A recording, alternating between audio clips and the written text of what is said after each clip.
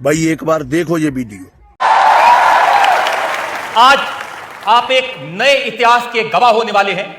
कुछ ही देर में हम इतिहास का एक नया पन्ना लिखने वाले हैं। 15 प्रधानमंत्री हमने देखे, लेकिन पहली बार एक प्रधानमंत्री जनता के सामने आएंगे अपने काम का हिसाब देने। टीवी की दुनिया में ऐसा पहले कभी नहीं हुआ। प्लीज वेलकम भारत के प्रधानमंत्री नरेंद्र दामोदर दास मोदी।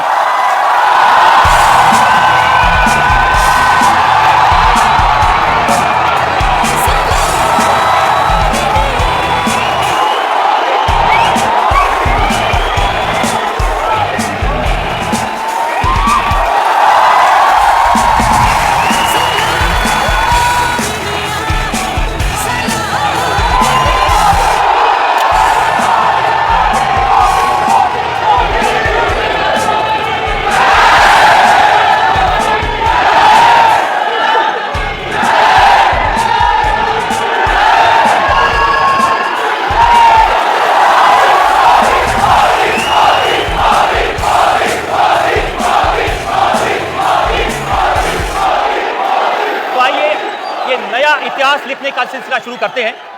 मोदी जी, मोबाइल पर फिर से मैसेज आ रहे हैं कि देश की उम्मीदों का नाम है मोदी और दुश्मनों की मौत का पैगाम है मोदी। एक और मैसेज आया, ये आज बिहार से मुझे किसी ने भेजा। मोदी ने कर दिया ऐलान, कहता सारा हिंदुस्तान अब नहीं बचेगा पाकिस्तान। अब एक और मैसेज आपको सुनाता हूं। घर में घुसकर मारा है, कब्र तुम्हारी खोदी है, दिल्ली की गद्दी पर बैठा बाप तुम्हारा मोदी है।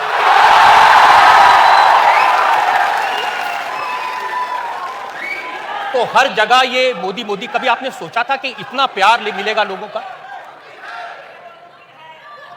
रजत जी, मैं आपका बहुत आभारी हूं। इंडिया टीवी के दर्शकों को मैं नमस्कार करता हूं। आपसे बात करने का आज अवसर मिला है, लेकिन आपने शुरुआत जनता के नाम से की है और वैसे भी आप जनता के पत्रकार हैं। पहले तो मैं इसमें सामान्य मानवीय की जो क्रिएटिविटी है उसको एंजॉय करता हूं।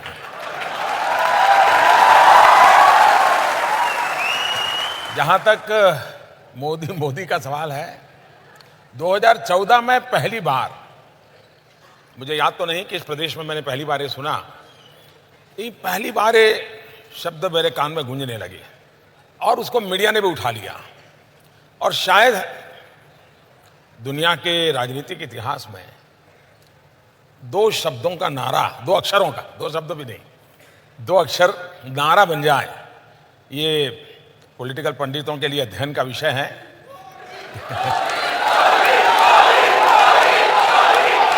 लेकिन जनता ने जो प्यार दिया है, जनता जिस प्यार से इन बातों को बताती है, उसमें किसी के प्रति गुस्सा भी है, किसी के प्रति नफरत भी है, और मोदी के प्रति प्यार से ज्यादा विश्वास और अपेक्षाएं हैं।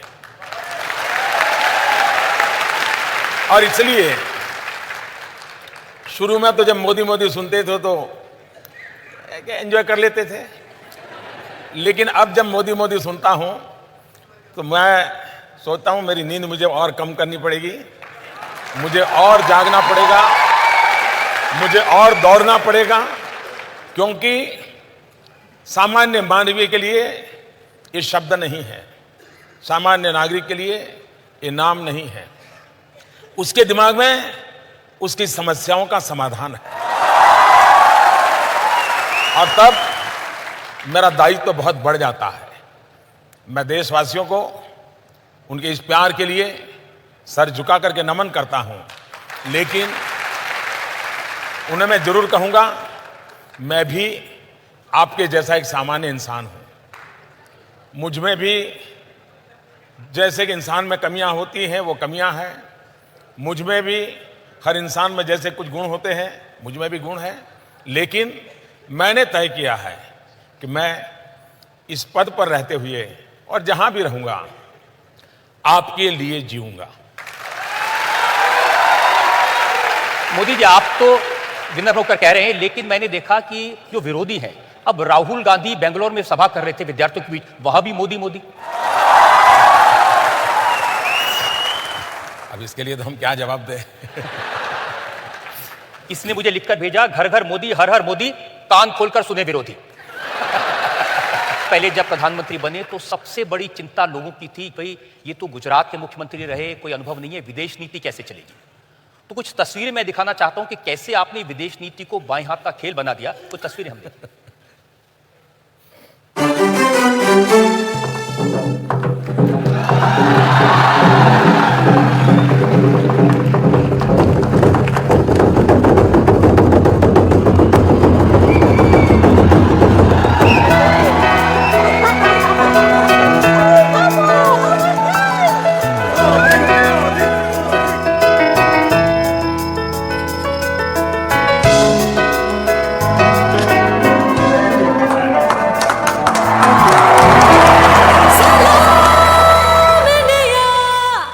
एक गरीब परिवार का कोई विदेशों में पढ़ा हुआ व्यक्ति ने एक चाय वाला इतने बड़े बड़े दुनिया के राष्ट्राध्यक्ष था, इतना नॉर्मल।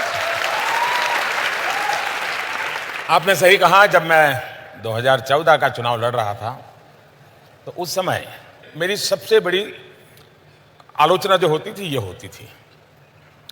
लेकिन प्रधानमंत्री बनने के बाद मुझे जब शपथ का निमंत्रण मिल गया और मैंने सार्क देश के नेताओं को इनवाइट किया, तो ये सारे पंडितों के लिए समस्या हो गई कि ये क्या हो गया, ये शपथ अभी लिया नहीं है और इसने ऐसा ही तीर छोड़ दिया। तो वहीं से फिर यात्रा शुरू हुई। मेरा बैकग्राउंड क्या है क्या नहीं है उसका मेरे काम, मेरे सपने, मेरे प्रयास, उससे कोई लेना देना नहीं। लेकिन अमेरिका ने तो मोदी जी आपको वीजा नहीं दिया था कई साल तक, और फिर 5 बार अमेरिका। वीजा नहीं दिया, इतना ही नहीं, वीजा कैंसिल करने का थप्पा लगाया था। और अब ट्रंप कहते हैं कि मेरे पारिवारिक रिश्ते हैं, इवांका आपकी। लेकिन दुनिया में आज जो आपने जो चीजें दिखाई है, दुनिया के सभी बड़े प्रमुख लोग थे।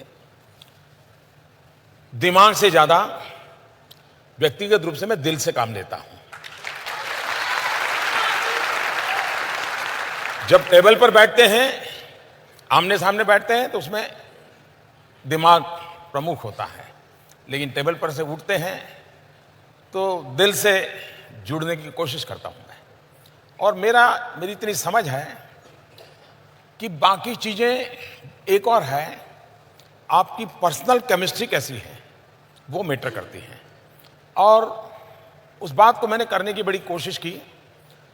इससे भी ज्यादा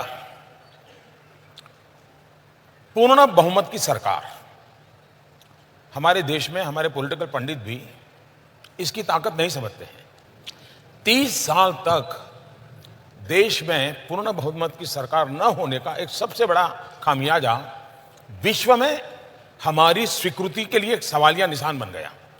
कोई भी देश होता था, यार ये कितने दिन रहेगा, ये निर्णय करेगा कौन, मानेगा। मैं विदेश नीति की सफलता के पीछे दुनिया के देशों की भारत के प्रति जो भाव जगा है उसका सबसे पहला क्रेडिट इस देश के 130 करोड़ नागरिकों को देता हूं। 2014 में 30 साल के बाद उन्होंने पूर्ण बहुमत वाली सरकार बनाई। उस सरकार का परिणाम है कि दुनिया के देशों को भारत के प्रति एक विश्वास पैदा हुआ है। पूर्ण बहुमत की सरकार की बहुत ताकत होती है। इस चुनाव में भी मैं देशवासियों को यही कहता हूं कि भारत जैसे विशाल देश, और आने वाले दिनों में एशिया की सेंचुरी की जब चर्चा करते हैं तब भारत का रुतबा और बढ़े, ये हिंदुस्तान की 21वीं सदी के लिए उपयोगी है। इसलिए सरकार पूर्ण बहुमत की ही चुननी चाहिए। पूर्ण बहुमत वाली सरकार अपने साथी दलों को साथ रख करके आगे बढ़े, ये भी भारत की विशेषताओं के कारण आवश्यक है। दूसरी बात, आपने अगर पूरी तरह एनालिसिस किया होगा तो मैं कभी ये कोशिश नहीं करता हूं कि जो नेता मुझे मिल रहा है उसके विषय में मैंने क्या पढ़ा है, क्या सुना है, उसका बैकग्राउंड क्या है, वो क्या सोचता है। जब मैं 1 to 1 मिलता हूं तो मैं उन बैगेजेस को दिमाग में भर के नहीं मिलता हूं। वो जैसा है वैसा मैं उनसे मिलता हूं और मेरे फर्स्ट एक्सपीरियंस के आधार पर चीजों को मैं स्टेप बाय स्टेप आगे ले जाता हूं। उसके कारण सामने वाले को भी एक समाधान होता है। वरना दुनिया के किसी नेता के विषय में प्रोफाइल पढ़ के जाओगे तो 50 की चीजें होती हैं, उससे कभी हम सही मूल्यांकन नहीं कर पाते। और तीसरी बात, कोई भी बात करूं, मेरे दिल में कभी ये इच्छा नहीं रहती है कि मैं अपना प्रभाव छोड़ के आऊं। ये बिल्कुल मेरे मन में इच्छा नहीं रहती। मेरे दिल में एक ही भाव रहता है, मैं उसे हिंदुस्तान के लिए आकर्षित करके ले आ जाऊं, वापस उसको भारत के लिए अट्रैक्ट करूं। आपका एक सीक्रेट मेरे पास में एक तस्वीर, वो मैं जरा लोगों को दिखाना चाहता हूं। कहां से कहां आप पहुंच गए। जब आप पहले अमेरिका गए थे तो कैसे आप व्हाइट हाउस के बाहर खड़े हैं, ये तस्वीर मैं जरा आपको दिखाना चाहता हूं।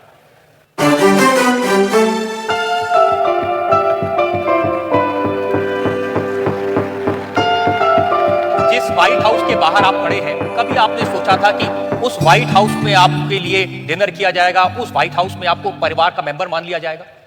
ऐसा तो कभी सोचा नहीं था, लेकिन मेरा पता नहीं बचपन से आत्मविश्वास इतना है। और एक कारण है, वैसे ये सबके सामने बोलना अच्छा है नहीं है मैं नहीं जानता हूं, लेकिन बोल देता हूं।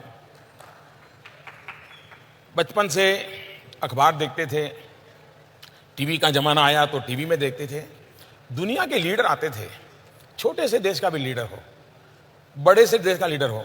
एक तो हाइट बॉडी में वो बड़े होते हैं, हम लोग ज्यादा शरीर में भी थोड़े कम होते हैं, और मैं देखता हूं कि हमारे नेताओं को ऐसे करके वो ले जाते हैं। ये चीज मुझे बड़ी अखरती थी। मेरे देश के प्रधानमंत्री किसी भी दल की क्यों ना हो, ये बाहर वाले ऐसा करके ले जाते हैं। मेरे मन में रहता था मेरा देश स्वाभिमान से खड़ा होगा, ये मेरे मन में भाव भरा पड़ा था। ये क्यों था मैं नहीं जानता, और इसलिए मुझे 2014 में पूछा तो मैंने कहा था, न मैं आंख झुका के बात करूंगा, न मैं आंख उठा के बात करूंगा, मैं आंख मिला के बात करूंगा। अब ये जो आपने तस्वीर दिखाई, ये सारी चीजें 90s के बाद की है। स्वामी विवेकानंद जी के शिकागो का जो लेक्चर था, उसकी जो शताब्दी हुई, उस शताब्दी के निमित्त मैं अमेरिका शिकागो में एक कार्यक्रम के लिए गया था। कोइंसिडेंट ऐसा था, उसी समय अमेरिकन एम्बेसी के द्वारा एक यंग लीडर कॉन्फ्रेंस के लिए मुझे इनवाइट किया गया था। वो करीब 4 हफ्ते का कार्यक्रम था। तो ये अमेरिकन गवर्नमेंट के कार्यक्रम के तहत हम लोग वहाँ अलग अलग जगह पे जाते हैं, उसमें से एक तस्वीर है। लेकिन तब मुझे ये पता नहीं था कि मुझे भी कभी व्हाइट हाउस में आकर के अपनी माथापच्ची करनी पड़ेगी, यह हमें मालूम नहीं था। ये बात सही है, चाहे ओबामा परिवार हो, चाहे ट्रंप परिवार हो, चाहे क्लिंटन परिवार हो, या बुश का भी, जिन लोगों से मेरा संबंध आया है, अपनापन सबके साथ है मेरा। ट्रंप के बारे में तो लोग कहते हैं बहुत टेढ़े इंसान हैं, और लेकिन उनसे आपने ऐसी आत्मीयता कर ली, वो कहते हैं इवांका मोदी जी के फैन है। पहले तो दुनिया के नेताओं के संबंध में हम किसी तीसरे के द्वारा जो जानते हैं ना, वो सही नहीं है जी, ऐसा नहीं करना चाहिए। मेरा खुद का एक्सपीरियंस बिल्कुल ये जो सुनता हूं उससे अलग है, बिल्कुल अलग है जी। और ये बात सही है, मैं आपको बताता हूं। मैं जब पहली बार राष्ट्रपति ट्रंप से मिला तो व्हाइट हाउस में शायद हम लोग 9 घंटे थे, शायद रेयर ऐसा होता होगा, वरना 1 घंटा जाते हैं मीटिंग करते हैं। अच्छा, वो मुझे ले गए अपना पूरा व्हाइट हाउस दिखाने के लिए। व्हाइट हाउस पहले भी जाता था और अन्य राष्ट्रपति के समय भी गया। उन्होंने मुझे अब्राहम लिंकन जिस कमरे में रहते थे वहाँ स्पेशली ले गए, और मेरे मन पे एक बात की बड़ा प्रभाव रहा। न उनके हाथ में कोई कागज था, कुछ नहीं था। उन्होंने उस कमरे में जो टेबल था, कौन सा एग्रीमेंट हुआ था, कौन सा साइन हुआ था, किसका था, सारा हिस्ट्री डेट वाइज वो ऐसे ही बोल रहे थे, बिना कागज। I was impressed. और वो भी मुझे प्यार से, इवन अपना खुद का कमरा भी वो मुझे देखने के लिए ले गए। काफी देर हम साथ रहे, पूरा परिवार उन्होंने बुला के रखा था। और स्वाभाविक है, बाद में इवांका का भारत आना हुआ, उनके दामाद भी अभी थोड़े दिन पहले आए थे, तो एक प्रकार से पारिवारिक रिश्ता बन जाता है। लेकिन इसमें क्रेडिट मोदी को कम जाती है। इसके मूल में 125 करोड़ हिंदुस्तानी है। पहले क्या होता था हमारे ऐसी सरकारें चली, उस परिवार को ही प्रोजेक्ट करते रहे, दुनिया में परिवार को ही, मेरे दादा, मेरे नाना, मेरे पिता, मेरी मां वगैरह वगैरह। मैं सिर्फ और सिर्फ हिंदुस्तान, 5000 साल पुराना मेरा देश, मेरा योग, मेरा आयुर्वेद, मेरी संस्कृति, मेरे आर्किटेक्चर, मैं बस उसी की बातें करता हूं। तो मैं वहां हिंदुस्तान को लेकर के जाता हूं, खुद को बहुत पीछे रखता हूं। बहुत सारे लोग जो आपकी तस्वीरें देखते हैं, हम प्रेसिडेंट पुतिन के साथ तस्वीर देखी, शी जिनपिंग के साथ, ट्रंप के साथ, हर स्टेट के साथ, लोग मुझसे पूछते हैं कभी मोदी जी मिले, उनसे पूछना इतनी बातें क्या करते हैं हंस हंस के। घंटों आपकी बातें चलती हैं। एक घटना मैं सुनाता हूं। यहां पार्लियामेंट चल रही थी, एक हमारी रशिया के साथ बायलैटरल कॉन्फ्रेंस होती है रेगुलरली, एक वर्ष यहां होती है, एक वर्ष वहां होती है। तो कभी वो यहां आते, कभी हम वहां जाते। तो पार्लियामेंट में था मैं, और पार्लियामेंट से मुझे मॉस्को जाना था, तो सीधा ही पार्लियामेंट से निकल गया। हवाई जहाज में जी थोड़ा खा लिया। हवाई जहाज में मेरा मीटिंग रहती है, ब्रीफिंग चल रहा था पूरा। और मॉस्को जब पहुंचे तब -11 टेम्परेचर था। अब हम लोग तो यहाँ उतनी ठंड तो अनुभव नहीं करते हैं, लेकिन वहाँ उतर करके हमको होटल जाना था। तो हमारे एम्बेसडर आए, उन्होंने कहा साहब कार्यक्रम में बदल हुआ है। मैंने कहा क्या हुआ भाई? बोले पुतिन साहब इंतजार कर रहे हैं उनके यहाँ डिनर के लिए। मैंने कहा भाई रात को 9 बज गए, मैं 9 घंटे ट्रैवलिंग करके आया हूँ, अभी कहाँ ले जा रहे हो? तो नहीं, बोले साहब उनका बड़ा आग्रह है, जाना पड़ेगा। मैंने कहा कम से कम मुझे होटल पे ले जाइए, मैं फ्रेश हो जाऊँ, शावर ले लो, फिर चलते हैं। मैंने कहा लेकिन कितना समय लगेगा, कितना टाइम लेंगे वो? बोले साहब ज़्यादा से ज़्यादा 50 मिनट, मैक्सिमम 50 मिनट। और बोले कोई नहीं होगा, आप होंगे, राष्ट्रपति पुतिन होंगे और इंटरप्रेटर होगा। अब खैर मना तो कर नहीं सकते थे। आधी अधूरी इच्छा को लेकर नहा धो करके भागे हम, कपड़े बदल करके। हम दोनों बैठे, बातें शुरू हुई साहब, और आप हैरान हो जाएंगे, जो 50 मिनट का कार्यक्रम तय हुआ था, मैं करीब सुबह 3:45 बजे होटल वापस आया। बहुत सारी कहानियां हम सुनते हैं। अर्जेंटीना के प्रेसिडेंट, उनकी जो वाइफ है वो आपके लिए चाय बना के आई जी। सिंगापुर के जो प्रेसिडेंट हैं, वो उनकी वाइफ आपको एक रेस्टोरेंट में खाना खिलाने के लिए ले गए। अर्जेंटीना के राष्ट्रपति हैं, वे बहुत ही नई नई चीज़ें जानना सीखने के बड़े स्वभाव के हैं, और वहाँ उनके कैपिटल के वो मेयर भी रहे, राष्ट्रपति बने। तो एक प्रकार से दोस्ताना संबंध इनडायरेक्टली पहले से बन गया था, परोक्ष रूप से एक दूसरे से बातें करते। तो उनका मुझे मैसेज आया कि हम जर्मनी में मिलने वाले थे। उनका कहना था कि मैं मेरे परिवार के साथ आना चाहता हूँ, अगर आप समय निकालेंगे तो। मैंने कहा ठीक है। तो उनका फैमिली और हम कुछ समय साथ बिताए जर्मनी में, तब से दोस्ती हो गई। अभी मैं अर्जेंटीना गया था तो अपने घर ले गए, मैं गया था। अब वो रेगुलरली एक चाय पीते हैं वहाँ की, वो चाय का बर्तन भी अलग होता है। तो उन्होंने मुझे वहाँ पिलाई, तो मैंने वैसे स्वाभाविक कर्टसी के रूप में भी कहते हैं बहुत अच्छी है। अभी वो जब भारत आए तो उनकी श्रीमती जी स्पेशली वो चाय बनाने का पॉट और चाय वगैरह सब लेके आई, और राष्ट्रपति जी ने खुद ने बना करके मुझे पिलाया। तो आपकी जानकारी सही है। तो चाय वाले को चाय वाले को चाय अच्छी लगती है। वैसे ही एक बार सिंगापुर में एक कार्यक्रम के लिए मुझे निमंत्रित किया गया था, मैं कीनोट स्पीकर था सिंगापुर, लेकिन वो उनका बड़ा महत्वपूर्ण कार्यक्रम होता है, और स्वयं प्रधानमंत्री ऑडियंस में थे, बड़ा लेक्चर था। खैर मैं ट्रैवलिंग करके पहुंचा था, मेरा ऐसा ही रहता है, बिल्कुल एक के पीछे एक कार्यक्रम लगे रहते हैं। तो मैं एक कार्यक्रम करके पहुंचा था, स्नान करके कपड़े बदल करके लेक्चर करने गया था, और काफ़ी मैं देशों का टूर करके आ रहा था। पूरा हुआ तो उनकी पत्नी का भी वहाँ के सार्वजनिक जीवन में बड़ा स्थान है। वहाँ जो प्रधानमंत्री हैं उनके पिताजी को मैं बहुत आदर करता रहा हूँ, पहले भी मैं उनके विषय में काफ़ी करता था। तो उनकी श्रीमती जी ने कहा क्या कार्यक्रम है? मैंने कहा आप तो इतना दौड़ धूप करके आया हूँ, अब जाऊँगा, कल के कार्यक्रम का ब्रीफिंग वगैरह लेना है। तो बोले चलिए कहीं खाना खाना जाते हैं। अब मैं ना नहीं कर पाया, तो हम तीनों लोग चले गए। तो वहाँ इंडियन एक गली है, इंडियन रेस्टोरेंट है, एक 6 टेबल वाली छोटी सी रेस्टोरेंट में मुझे ले गए।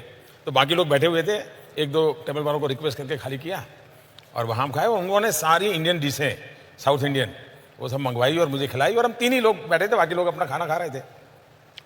आज भी सिंगापुर के लाइफ में 2 प्रधानमंत्री का एक छोटे रेस्टोरेंट में बैठ करके खाना खाना, अब वहाँ मुझे सिक्योरिटी की समस्या थोड़ी कम होती है, तो ये सुविधा भी मिल जाती है, लेकिन इन चीज़ों का प्रभाव बहुत होता है। बहुत होता है। सबसे ज्यादा आश्चर्य हुआ लोगों को जब शी जिनपिंग को आपने अपने बर्थडे पर बुलाया, गुजरात में बुलाया, झूला झुलाया, साबरमती पे घुमाया। क्योंकि चीन के राष्ट्रपति की, प्रधानमंत्री की इमेज तो हमारे जीवन में ऐसी होती थी, बिल्कुल कुछ बोलेंगे नहीं, माउस से तो एक बार स्माइल कर दिए तो बड़ी खबर होती, माउस स्माइल। वो आपके साथ झूला झूल रहे हैं। इसमें भी एक कहानी है जी। मैं जब प्रधानमंत्री बना तो दुनिया के देश के लोग एक कर्टसी कॉल करते हैं, आपको बधाई देते हैं। तो राष्ट्रपति श्री का फोन आया, मेरा उनसे कोई परिचय नहीं था, पहली मुलाकात टेलीफोन पे हुई। तो फोन पर स्वाभाविक हम कहते हैं, उन्होंने मुझे कहा कि आप चाइना आइए, मैंने कहा आप हिंदुस्तान आइए, तो ये कर्टसी होती है। उन्होंने कहा कि भाई मुझे तुम्हारे गांव जाना है, फोन पे कहा पहले ही दिन। मैंने कहा मेरे गांव जाना है आपको? तुमको प्रोनाउंसिएशन मालूम था? बोले वडनगर जाना है। बोले मालूम है वडनगर, मुझे क्यों जाना है? मैंने कहा मुझे मालूम नहीं है। बोले ह्यूएन त्सांग जो चीनी फिलोसोफर 800-1000 साल पहले आया था, बोले वो तुम्हारे गांव में जाके रहा था और जब भारत से लौटा तो मेरे गांव में आके रहा था। तो बोले हम लोगों पे बड़ा जाता है। मुझे ये तो मालूम थे कि ह्यूएन सिंह भारत आए थे, मेरे गांव में रहे थे। उस समय जहां मेरा जन्म हुआ वहां 10,000 बौद्ध भिक्षुक की एक ट्रेनिंग सेंटर चलता था, हॉस्टल चलता था बता, और वो सब ह्यूएन सिंह के वर्णन में है। तो बोले इसलिए मुझे गुजरात आना है। फिर डेट उन्होंने तय की, तब मुझे भी मालूम नहीं था कि डेट तय करने के पीछे मेरा जन्मदिन है। फिर वो आए, बाकी तो जो कार्यक्रम था वो हुआ। उसके बाद हम दोनों दिल्ली आए, दिल्ली में मीटिंग हुई। शायद 1962 के बाद चीन के किसी नेता का इतना बड़ा स्वागत उस दिन हुआ। लेकिन कांग्रेस पार्टी के राहुल गांधी को ये बात पसंद नहीं है। उनका ट्वीट मैंने देखा था, उन्होंने कहा कि झूला झुलाया, गले लगाया, क्या पाया? और ये भी कहा मोदी जी तो शी जिनपिंग से डरते हैं। आप कपिल शर्मा के शो की स्क्रिप्ट लिखते हैं क्या?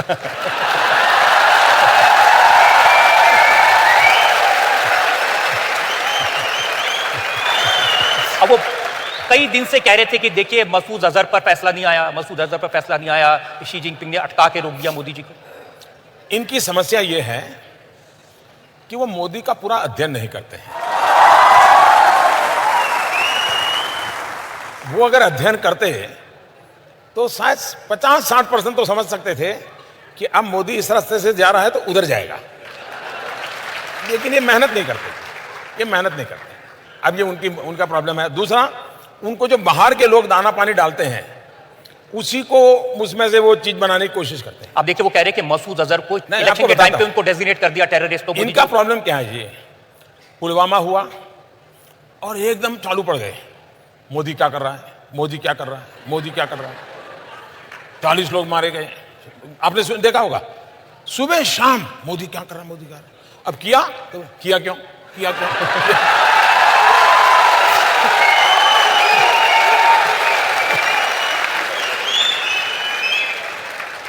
इसलिए या तो वो धीरज रखें, इंतजार करें मोदी कुछ करने बैठे। उसी प्रकार से हमारे पायलट, जब ये दूसरे दिन जब घटना सुबह हुई 28 तारीख को, उनका एक F-16 हवाई जहाज तोड़ दिया, उनके पायलट मारे गए। लेकिन पाकिस्तान ने बड़े उत्साह में कह दिया कि हमने भारत का ये कर दिया। तो यहां इतनी खुशी हो गई इन लोगों को, अब मोदी बराबर शिकंजे में आया। और वो तो, और उसमें पता चला कि भारत का पायलट कैद किया गया है। अब उनको उनके जमाने का अनुभव था कि अब 2-4 साल तक तो आने वाला नहीं है।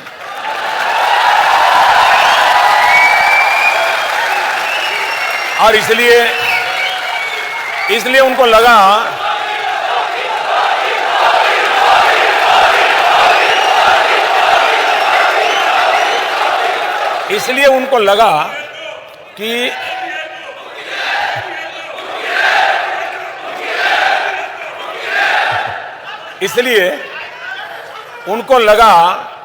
कि पायलट वाला मामला ऐसा है कि मोदी का बालाकोट और 1000 किलो का बम ये सब मिट्टी में मिल जाएगा। और कहते हैं कि शाम को कैंडल मार्च के कार्यक्रम भी तय हो चुके थे, पूरे देश में सूचनाएं जा चुकी थी, और अब मोदी बच नहीं सकता है। अब शाम को 4 बजते मामला बदल गया। उनकी बाजी उलट गई। अब ये मैं हैरान हूं जी, जो देश की सरकारों का एनालिसिस करने की जो पिछले 25-30 साल से जिन लोगों का आदत है ना, वो आज भी उसी पैरामीटर, उसी तौर तरीके से मेरी सरकार का भी एनालिसिस करते हैं, और इसलिए इनके सारे हिसाब किताब गलत निकलते हैं। अब ये बता दीजिए कि ये हमारे विंग कमांडर अभिनंदन को आपने छुड़वाया कैसे?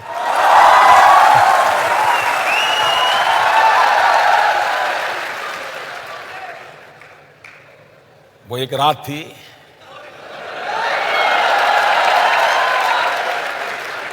जिस रात में कहीं राज थे, राज को राज ही रहने दीजिए।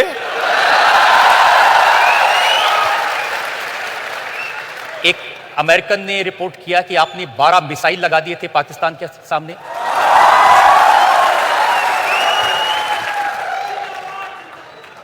मैं भी बहुत कुछ सुनता हूं। और ये 10 साल तक चाइना ने मसूद अजहर के मामले पर भारत को अटकाए रखा, ये कैसे आपने उनको मना लिया? आप आज से पहले दुनिया में हम कहां थे?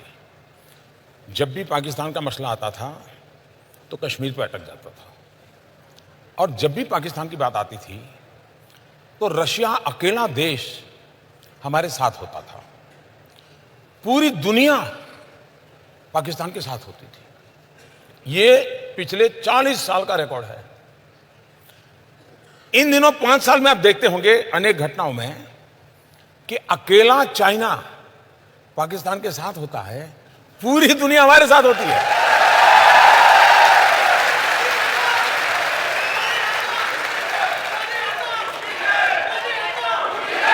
ये बहुत बड़ा बदलाव है, बहुत बड़ा बदलाव है। दूसरा, आतंकवाद के संबंध में हमारी कंसिस्टेंट पॉलिसी है। कोई फोरम ऐसा नहीं है दुनिया का जिसमें भारत की हाजिरी हो और भारत ने मानवता के पक्ष की वकालत न की हो। और आतंकवाद ये मानवता का दुश्मन है। आतंकवाद किसी देश का नहीं, दुनिया की मानवता का खतरा है। ये लोगों को कन्विंस कराने में मैं सफल हुआ हूं, भारत सफल हुआ है। और इसलिए अंतर्राष्ट्रीय जगत में कश्मीर मुद्दा रहा नहीं है, अंतर्राष्ट्रीय जगत में आतंकवाद मुद्दा है। और उस मुद्दे पर दुनिया को साथ लेने का लगातार प्रयास, और भारत की एक कूटनीतिक विजय है, एक डिप्लोमेटिक विक्ट्री है। और जो इसके जानकार लोग हैं वो जरूर कभी न कभी कहेंगे कि जितनी ताकत सर्जिकल स्ट्राइक की है, जितनी ताकत एयर स्ट्राइक की है, उतनी ही ताकत ये यूएन के रिजोल्यूशन की है। इसका इतना लंबा इंपैक्ट होने वाला है। आपकी डिप्लोमेसी के बारे में बहुत सारी बातें की हैं। किसी ने 4 लाइनें लिख के मुझे भेजी हैं। जिंदगी बहुत कुछ सिखाती है, कभी हंसाती है, कभी रुलाती है, पर जो देश के लिए जिंदगी खपाते हैं, दुनिया उनके सामने सिर झुकाती है। यहां हम एक ब्रेक के लिए रुक रहे हैं, और ब्रेक के बाद हम कुछ और बातें करेंगे, कुछ और सवाल पूछेंगे भारत के प्रधानमंत्री नरेंद्र मोदी से।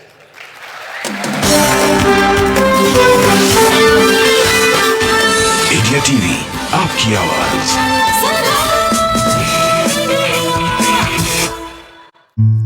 हर माँ की एक ही है फेवरेट चीज, कण कण में तेरे है छाया, खाने को बनाए वो लजीज, के साया से तू स्वाद को लाए रहती, सेहत के करीब, जी भर के खा लो, पाओ माँ का आशीष। है पल पल की शक्ति, हर माँ का भरोसा प्यार से परोसा, पतंजलि शुद्ध गाय का घी।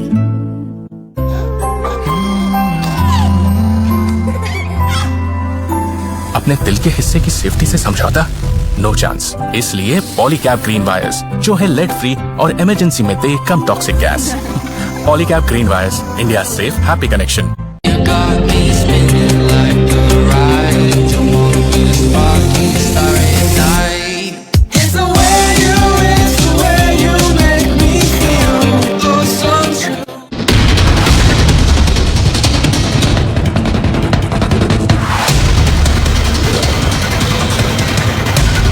पॉलिटिक्स का हर अपडेट झटपट फटाफट कम समय में ज्यादा खबरें। India TV speed news channel, देश का पहला 24/7 फास्ट न्यूज चैनल।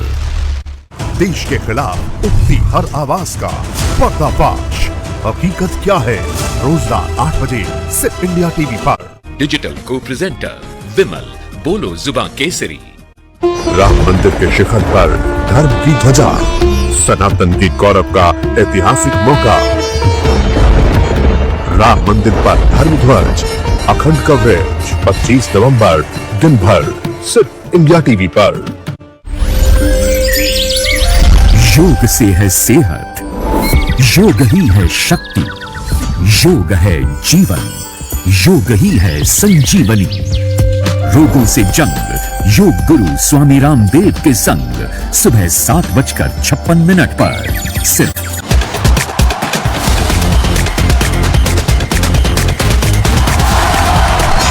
स्पोर्ट्स का हर अपडेट झटपट फटाफट, कम समय में ज्यादा खबरें। India TV speed news channel, देश का पहला 24/7 fast news channel.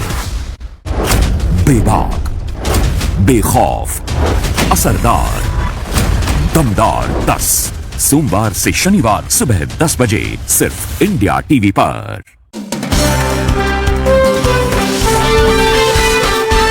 India TV, आपकी आवाज। इंडिया टीवी पर आपका एक बार फिर से बहुत बहुत स्वागत है। मेरे साथ हैं भारत के प्रधानमंत्री नरेंद्र मोदी। एक ऐतिहासिक दिन है, पहली बार देश के प्रधानमंत्री जनता के सामने अपने काम का हिसाब बता रहे हैं। जब आप प्रधानमंत्री बने थे मोदी जी, आपको याद होगा, आपने मुझे कहा था कि पाकिस्तान को उसकी भाषा में जवाब देना चाहिए, लव लेटर लिखना बंद करना चाहिए। आप प्रधानमंत्री बने, आपने नवाज शरीफ को इनवाइट कर लिया और फिर उनके यहाँ बर्थडे मनाने, केक काटने भी चले गए। 2008 में हम लोगों को 26/11 याद है, लेकिन अगर 2008 देखेंगे, शायद ही कोई महीना ऐसा गया है 2008 में जब कहीं ना कहीं बड़ा बम धमाका ना हुआ और बड़ी संख्या में लोग मारे न गए हो। पूरा 2008 का यही सिलसिला चलता रहा। 26/11 तो एक आखिरी टॉप था, ऐसा कह सकते हैं। इतनी सारी घटनाएं होने के बावजूद भी कुछ नहीं हुआ। और तब जाकर के मैंने कहा था ये, और शायद आपकी अदालत में मैंने एक बार कहा था कि लव लेटर लिखना बंद करो। और आपने देखा होगा वो लव लेटर लिखते थे, मोदी लड़ाकू विमान भेजता है। आपको लगता है कि नवाज शरीफ के यहां जाना एक गलती थी, क्योंकि बाद में उन्होंने यहां आतंकवादी हमले करवाए? जब वो शपथ समारोह में आए थे, तो जो मैंने आपको रशिया की बात बताई थी, उसी दिन मैं अफगानिस्तान दूसरे दिन गया था। मेरा अफगानिस्तान में कार्यक्रम था और शाम को मुझे हिंदुस्तान लौटना था, क्योंकि अटल जी का 25 दिसंबर जन्मदिन था। तो मैंने जन्मदिन की बधाई के लिए नवाज शरीफ को फ़ोन किया था काबुल से। तो मैंने कहा, मियाँ साहब कहाँ हो? तो उन्होंने कहा, मैं लाहौर हूँ। मैंने कहा, यार कमाल हो, तुम रावलपिंडी रहते नहीं हो, लाहौर रहते हो। तो उन्होंने कहा कि मेरी भांजी की शादी है, इसलिए मैं लाहौर आया हूँ और परिवार के सब लोग यहाँ पर हैं। तो उन्होंने ऐसे पूछा, आप कहाँ? मैं कहा, मैं काबुल हूँ और हिंदुस्तान जा रहा हूँ। तो बोले, आप यहाँ होकर के जाइए। मैंने कहा, भाई अब अचानक तो कैसे बनाऊँगा? नहीं, बोले आप जाते हैं, बोले हम 10 मिनट के लिए मिल लेंगे, आप आइए। तो मैंने हमारे विदेश मंत्री सुषमा जी को फ़ोन किया काबुल से।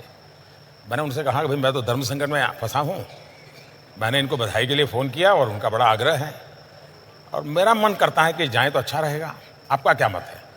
बोले, मुझे अच्छा लगता है कि आप ही तय करो। बाद में मैंने हमारे NSA को, SPG को, सबको बुलाया, तो सब परेशान थे कि साहब हमारे पास न वीज़ा है, न सिक्योरिटी अरेंजमेंट है, न वहाँ कोई अता पता है, सीधे जाके लैंड करें। मैंने कहा, चलो यार देखा जाएगा।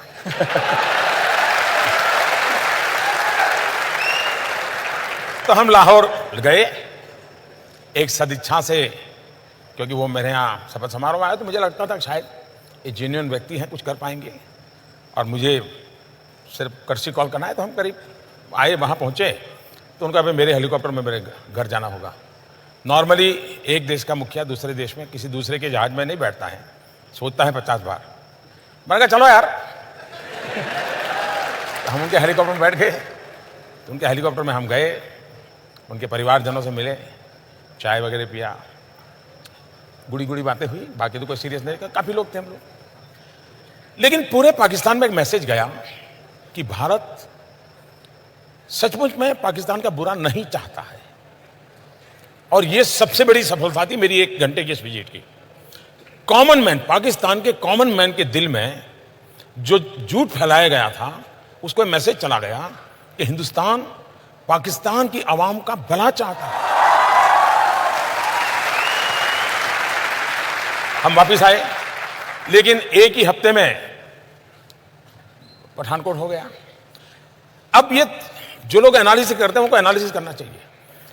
अगर मेरी तरफ से ये 2 जेस्चर न हुए होते, एक शपथ समारोह में बुलाना, दूसरा काबुल से आते समय कुछ समय रुक करके लाहौर में मिलना, इन 2 का इतना पॉजिटिव एनवायरनमेंट था कि विश्व को पठानकोट, उरी के बाद की घटनाएं या पुलवामा, ये समझाने में मुझे मेहनत ही नहीं पड़ रही है। लोग की दुनिया मान गई कि मोदी सच है। देखिए, उसने कोशिश की थी, ये गड़बड़ पाकिस्तान की है। तो ये 2 घटनाएं ने हिंदुस्तान को आने वाले कई वर्षों तक लाभ होने वाला है। ये जिनको समझ नहीं है वो झूले पर क्यों बैठे और चाय पीने क्यों चले गए, कुछ लोग तो बिरयानी बीच में ले आए हैं। हाँ। तो ये लोगों को कुछ समझ ही नहीं है जी। या तो उनके दिमाग में राजनीति इतनी भर गई है कि राष्ट्रनीति भूल जाते हो। राष्ट्रनीति सर्वोपरि होती है, राजनीति तो बात की बात होती है। लेकिन देश का दुर्भाग्य है कि अब, और मेरे नसीब में ऐसा विपक्ष मिला है, मैं क्या करूं। मोदी जी, इमरान खान को शिकायत है, उन्होंने बताया कि मैं जब प्रधानमंत्री बना तो आपको फोन किया, आपसे उन्होंने कहा कि मैं पठान का बच्चा हूं, सच बोलता हूं। इमरान खान से मैं पहले भी मिला हूं, विस्तार से मेरी बातचीत भी हुई है। जब वो प्रधानमंत्री यानी उनकी पार्टी के सबसे बड़े नेता चुन करके आए तो मैंने टेलीफोन भी किया था, देश के एक मुखिया के नाते। और तब भी मैंने उनसे कहा था, देखिए इतना बार हमने लड़ाइयां लड़ ली, हर बार आपकी पिटाई हुई। आतंकवाद करके भी कुछ पाया नहीं। ये जितना हमने बर्बादी 40 साल में की है, अगर हम 5 साल, मैं मेरे देश में गरीबी के खिलाफ लड़ूं, आप अपने देश में गरीबी के खिलाफ लड़िए, हम दोनों गरीबी के खिलाफ लड़ें, हम अपने आवाम का भला करेंगे। तो उन्होंने मुझे कहा कि देखो मोदी जी, मैं पठान का बच्चा हूं, मैं सच बोलता हूं, और इसलिए मैं आपको कहता हूं कि आइए हम नई शुरुआत करें। ये बात हुई थी। पाकिस्तान में समस्या ये, मैं अनुभव से, मेरा अकेले का अनुभव नहीं है, दुनिया के देशों का अनुभव है। मैंने दुनिया के कई देश के महापुरुषों से बात की है, गल्फ कंट्रीज के, अरब राष्ट्रों के सभी नेताओं से मैंने बात की है। मैंने अमेरिका, चाइना, रशिया, उन सब से भी बात की है। एक बात ज्यादातर उभर करके आती है कि भाई आज़ाद करोगे तो किससे करोगे? आर्मी से करोगे, ISI से करोगे, कि इलेक्टेड बॉडी से करोगे? बोले पता ही नहीं चलता वो देश कौन चलाता है। तो ये सबसे बड़ी समस्या है, पहले वो अपनी ये समस्या सुलझा दें। आपने समस्या सुलझा दी, घर में घुस के मारा। आखिरकार जब उनको हमने सबूत दिए, बार बार दिए, और जब घटना घटती है तो इतनी प्यार से, इतनी मीठी बात करते हैं जी, आप भी सोच लेंगे यार नहीं, पाकिस्तान सुधर गया है। पुलवामा के बाद मैं उनकी बहुत मीठी मीठी बातें मानने को तैयार नहीं था। मैंने कहा भाई आपकी बहुत बातें सुन चुका हूं, आप करते नहीं कुछ। हमारे यहाँ इतने लोगों को मार दिया, आपको हमने सबूत दे दिए, हमने एविडेंस दे दिए, उनकी टेलीफोन दे दिए, सब दे दिया, लेकिन आप कहते हैं हम जांच कर रहे हैं, और 10-10 साल हो गए। तो अगर ठीक है, अब हमारी सेना को जितना आता है वो करते रहेंगे। उनकी बात तो समझ आती, लेकिन हमारे यहाँ ममता दीदी हैं, बहन मायावती हैं, अखिलेश भाई हैं, राहुल भैया, जितने भाई बहन हैं आपके यहाँ पर, वो सब कह रहे थे सबूत दीजिए एयर स्ट्राइक का। देश के किसी भी नागरिक को सबूत मांगने का हक है। राजनीतिक दलों के नेताओं को भी सबूत मांगने का हक है, लेकिन सबूत मानना ही उनकी जिम्मेवारी भी है। इनका प्रॉब्लम है कि मांगते रहो लेकिन मानो कुछ नहीं। सबसे बड़ा सबूत पाकिस्तान खुद है जी। आप मुझे बताइए कि हमने तो कुछ डिक्लेयर नहीं किया था। हमारी जो स्ट्रेटेजी थी उसके हिसाब से तो सुबह हम मीटिंग करने वाले थे, मीटिंग करके कुछ योजना करने वाले थे, उस प्रकार से सारा प्लान किया हुआ था। जब 3-3:30 बजे सब पूरा हो गया, हमारे लोग लौट आए, वो अपना यूनिफॉर्म वगैरह उतार करके सब अपना चाय वाय कर रहे थे, तो बड़ा हंसी मजाक का काम चल रहा था जी। मुझे भी इन्फॉर्म कर दिया गया, तो पहले मेरा मन कर गया कि चलो सो जाएं। फिर मुझे हुआ नहीं यार, देखे जरा इंटरनेशनल में कुछ हलचल तो नहीं है। तो मैं जरा ऑनलाइन जाकर के सारा सर्फिंग करने लगा कि दुनिया में कहीं पर इस घटना की खबरें आना शुरू हुआ तो नहीं है। तो घटना बहुत बड़ी थी। उधर मेरे लोगों को मैंने कहा ठीक है, अब आप सो जाइए, लोग थके हुए होंगे, सुबह बात करेंगे। लेकिन मैं नहीं सोया। 5-5:15 बजे पाकिस्तान ने ट्वीट किया कि भारत आकर के मार के चला गया।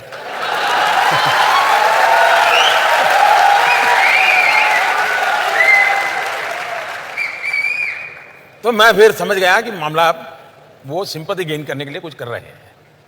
रोना शुरू कर दिया इन्होंने। तो मैंने फिर हमारे लोगों को इकट्ठा किया और मैंने कहा भाई तुरंत बैठना पड़ेगा। तो रात भर जगे थे लेकिन फिर भी इकट्ठे हुए, फिर परिस्थिति का मूल्यांकन किया, फिर आगे की रणनीति हम बनाते रहे। ये सही है कि पाकिस्तान ने बालाकोट के उस इलाके में जंगलों में कुछ मिसाइल गिराए निशान बनाने के लिए, ताकि दुनिया को बता सकें कि भारत का निशाना चूका? ये इस विषय के जो जानकार लोग हैं इन्होंने खोज के निकाला है कि, और जिसकी चर्चा पिछले 2-3 दिन से ज़्यादा हो रही है, इस सब्जेक्ट के एक्सपर्ट हैं, उन्होंने कि भाई अब उनके लिए मुसीबत थी कि भारत ने आकर के यहाँ किया है तो ये सिद्ध हो जाता था कि यहाँ टेररिस्ट कैंप था, क्योंकि इतने बड़ी पहाड़ी में घने जंगल में एक अकेली इकलौती बिल्डिंग और जिसमें भी 600 लोगों की रेसिडेंशियल एकोमोडेशन, तो हर किसी को सवाल उठता है कि क्या था। इसलिए इनके लिए इसको छुपाने के लिए कोई न कोई रास्ते ढूंढने ही पड़ेंगे। पाकिस्तान के लिए दोनों तरफ से मौत है। ये भी कहे कि हाँ कोई आया था, बम गिरा था, तो भी फंस रहे हैं। और वो इतने डर गए थे जी, वो गलतियां पर गलतियां चले। विमान उनका गिरा, उन्होंने कह दिया हिंदुस्तान का गिरा। पायलट उनका मरा, उन्होंने कह दिया हिंदुस्तान का मरा। यानी वो बिल्कुल ही बैलेंस खो चुके थे। और बैलेंस खोने का कारण था कि इतनी बड़ी घटना उनके लिए असंभव थी जी। और अभी भी उस सदमे में से बाहर नहीं आए। ये तो भारत में अगर चुनाव ना होते और ये तू मैं ना होती और सामान्य दिवसों में घटना हुई होती, तो विश्व की जो महत्वपूर्ण मिलिट्री ऑपरेशंस हुए हैं इसकी उसमें गिनती होती जी। ये चुनाव के तू मैं में भारत के वीरों के पराक्रम को हमने नजरअंदाज किया है। आप पुलवामा हुआ, पाकिस्तान को पता था कि आप कुछ ना कुछ तो करने वाले हैं, मोदी खाली तो बैठेगा नहीं, और पाकिस्तान ने पूरी तैयारी की थी उसको रोकने की, तो भी गए और बिना खरोंच हुए वापस आ गए। वो जो गलती हमारे देश में मेरे लिए लोग करते हैं ना, तो वो भी तो पुराने हमारे देश वाले ही हैं। 47 के पहले उनकी आदत भी तो वही है जो हमारी है। और इसलिए वो भी मेरे सिस्टम में यहाँ के लोग जो टीवी पे वगैरह दिखाते हैं उसके आधार पर सोचते हैं, इसलिए गलती हो जाती है। उनको लगा था कि मोदी ने सर्जिकल स्ट्राइक किया था तो इस बार ऐसा कुछ करेगा, तो इसलिए उन्होंने सब वहां पर खड़ा कर दिया तामझाम पूरा। इवन अफगानिस्तान की बॉर्डर से भी लाकर के यहाँ रख दिया, इवन बलूचिस्तान में जो है उनको भी लाकर के यहाँ रख दिया। सारे टैंक लगा दिए, राडार लगा दिए, सब लगा दिए। अब हम बजरंगबली की जय करके ऊपर से चले।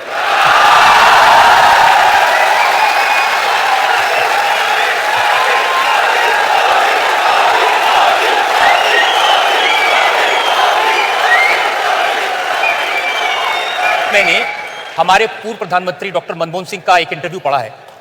उन्होंने कहा कि हमने भी बहुत सारी सर्जिकल स्ट्राइक की थी लेकिन उसका फायदा नहीं उठा सके। पहले रिमोट से सरकार चलवाई जाती थी एक परिवार के द्वारा, और रिमोट से कुछ बुलवाया जाता है।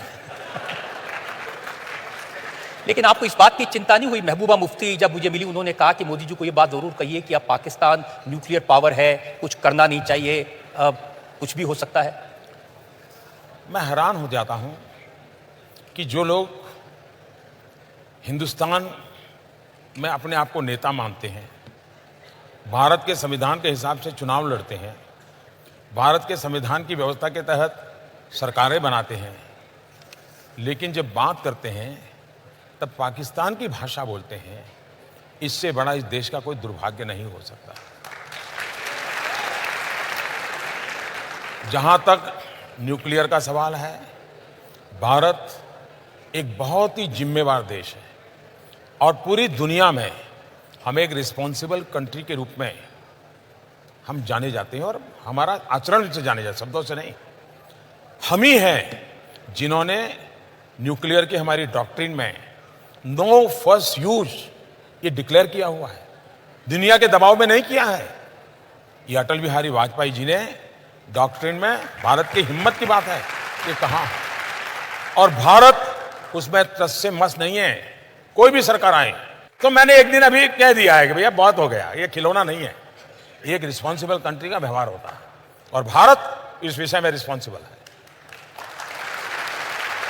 अब रामधारी सिंह दिनकर की एक कविता मुझे किसने भेजी है आपको बताने के लिए, आपने जो पाकिस्तान के दिल में आतंकवाद के लिए जो डर पैदा किया। क्षमाशील हो रिपु समक्ष तुम हुए विनीत जितना ही, दुष्ट कौरवों ने तुमको कायर समझा उतना ही। सच पूछो तो शर्मे ही बस्ती दीप्ति विनय की, संधि वचन संपूज उसी का जिसमें शक्ति विजय की। मैं जिन्होंने इस रचना की है उनको बधाई देता हूं। शक्ति का अपना एक सामर्थ्य होता है, लेकिन शक्ति का प्रगटीकरण संस्कार से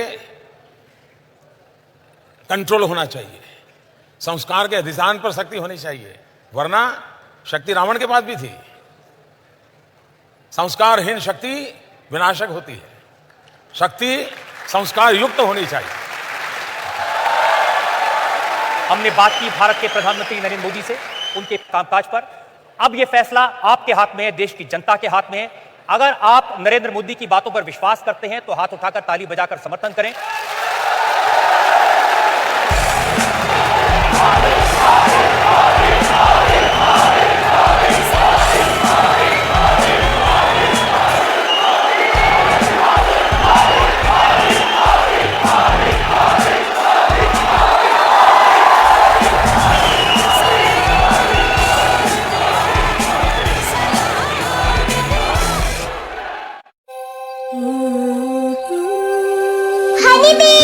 कोई भी ब्रांड हनी नहीं बनाता, बल्कि मधुमक्खी फूलों के पराग से मधु का चयन करके हनी बनाता। ऐसा ही 100% प्योर नेचुरल पतंजलि हनी जो 100 से अधिक पैरामीटर्स पर खरा है, इसे हम आप तक पहुंचाकर आपकी इम्यूनिटी बढ़ाते हैं।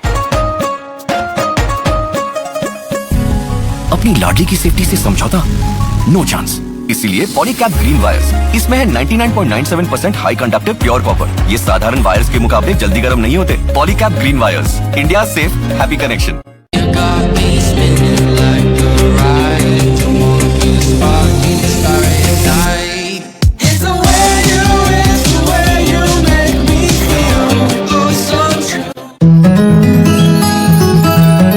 योग की मुहिम स्टूडियो से शुरू होकर पहुंची घर घर।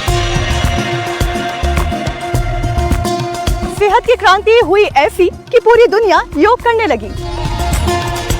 आपको भी मिल रहा है सुनहरा मौका, घर बैठे इंडिया टीवी पर आने का। अपने इलाके शहर के रामबाण नुस्खे और संजीवनी जड़ी बूटी की करें पहचान। वीडियो बनाएं और भेज दें 93505 पर। रोगों से जंग स्वामी रामदेव के संग सुबह 8 बजे सिर्फ इंडिया टीवी पर। राहुल के तीर दिशाहीन या गंभीर, रोज एक नई कहानी कुर्सी की, दोपहर 1 बजे सिर्फ इंडिया टीवी पर। राम मंदिर के शिखर पर धर्म की ध्वजा, सनातन की गौरव का ऐतिहासिक मौका। राम मंदिर पर धर्म ध्वज, अखंड कवरेज 25 नवंबर दिन भर सिर्फ इंडिया टीवी पर।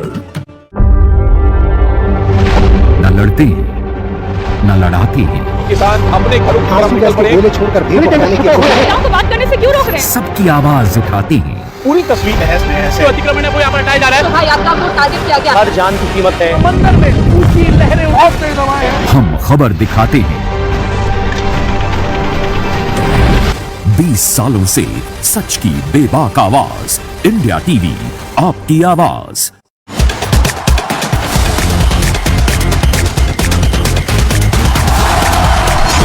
स्पोर्ट्स का हर अपडेट झटपट फटाफट, कम समय में ज्यादा खबरें। India TV speed news channel, देश का पहला 24/7 फास्ट। इंडिया टीवी आपकी आवाज। Headlines presented by Canara Bank. Together we can.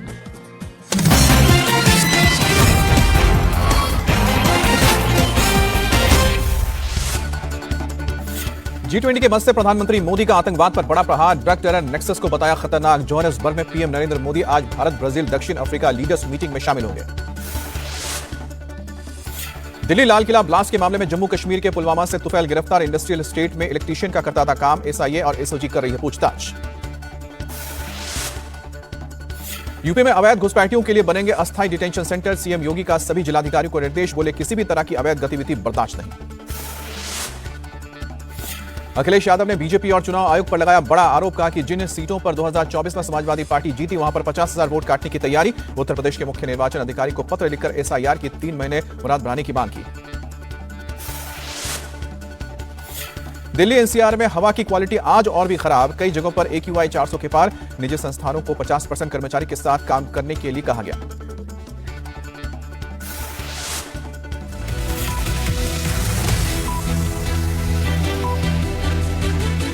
नमस्कार, मैं हूं अमित पाले। सुबह के 11 बज रहे हैं और इस वक्त की बड़ी खबर। दिल्ली से सटे ग्रेटर नोएडा में फायरिंग से हड़कंप मच गया है। मामूली विवाद में दबंगों ने एक सोसाइटी में भारी उत्पात मचाया है। इस वक्त की सबसे बड़ी खबर इस वक्त ग्रेटर नोएडा से आ रही है, जहां पर ओमिक्रॉन सोसाइटी में फायरिंग से दहशत फैल गई है। हमले में छात्र बाल बाल बच गया है। कोचिंग सेंटर में विवाद के बाद आधा दर्जन दबंगों ने सोसाइटी में ताबड़तोड़ फायरिंग की। कसाना थाना इलाके में यह मामला दर्ज हुआ है। पुलिस की कई टीमें अब दबंगों की तलाश कर रही है। घटना शनिवार देर शाम की है और बताया जा रहा है कि 12वीं के छात्र प्रियांशु कोचिंग सेंटर गया था, जहां कुछ लड़कों के साथ उसकी कहासुनी हो गई। वहां तो मामला रफा दफा हो गया, लेकिन फिर शाम को आरोपी अपने साथियों के साथ सोसाइटी आ धमका, फिर फायरिंग शुरू कर दी, जिसके बाद सोसाइटी में अफरा तफरी मच गई। आपको बताते हैं कि ये पूरा मामला क्या है। कसारी क्या रहेगी अभी, गोली लगने में, गोली तो यहाँ में भी लगी है। राज भाटी जी कैमरा ले से। अब कुछ लोग इस बात को देखकर ये कहेंगे कि मोदी जी वोट चोरी कर रहे हैं। अरे भाई, जिस व्यक्ति ने लोगों के दिलों में जगह बनाई हो और वो जमीन में लेट कर आशीर्वाद ले रहे हो, तो सोचो ऐसा व्यक्ति वोट चोरी कर सकता है क्या? अगर आप भी मोदी जी के फैन हो तो इस वीडियो को इतना शेयर करो, पता चले कि हमारे प्रधानमंत्री किस तरीके की। जय श्री राम, जय हिंद।